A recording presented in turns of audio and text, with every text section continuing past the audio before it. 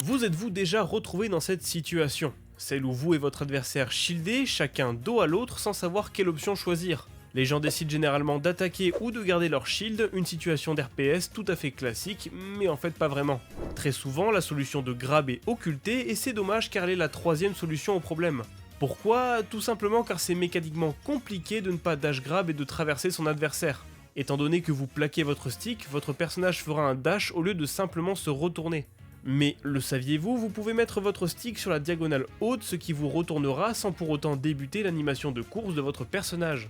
Cette technique peut être également utilisée pour vous retourner lors de vos up tilts, ce qui peut vous faire gagner quelques frames.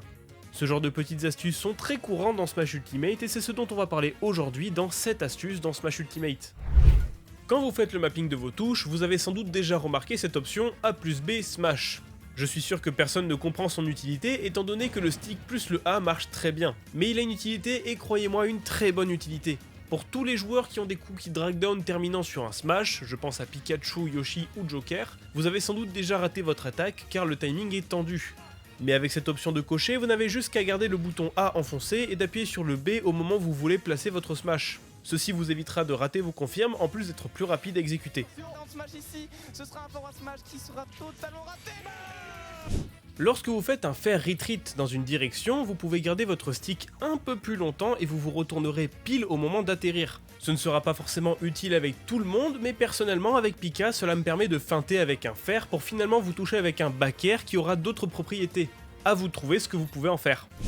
Il arrive souvent que vous soyez envoyé très proche d'une des blast zones. Comme beaucoup le pensent, pour éviter de mourir, on doit casser le momentum de la projection, soit avec une attaque, soit avec un saut, soit avec une air dodge.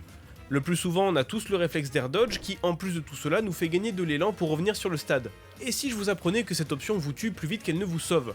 Plus précisément, lorsque vous faites une air dodge, votre personnage se décale du côté opposé puis va dans la direction demandée. Cela ne semble rien dit comme ça, mais plein de coups finissent par vous tuer simplement car vous avez donné l'élan supplémentaire pour vous finir. Si vous vous contentez de juste DI correctement, vous survivrez.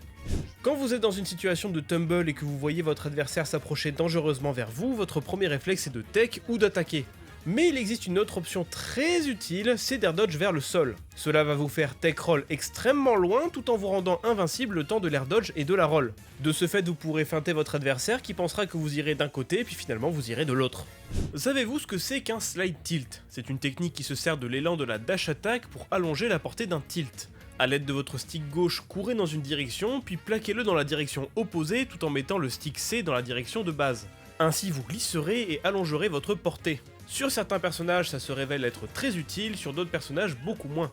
En revanche, si vous mettez votre stick C vers le bas ou vers le haut, vous garderez la direction de votre stick gauche. Ça semble inutile, mais certains personnages peuvent punir des attaques trop forcées sur leur adversaire. Vous pouvez choisir d'avoir deux boutons pour votre shield. Cela semble peu intéressant, mais avec deux boutons enfoncés, vous pouvez diriger votre bouclier sans risquer de faire une roll.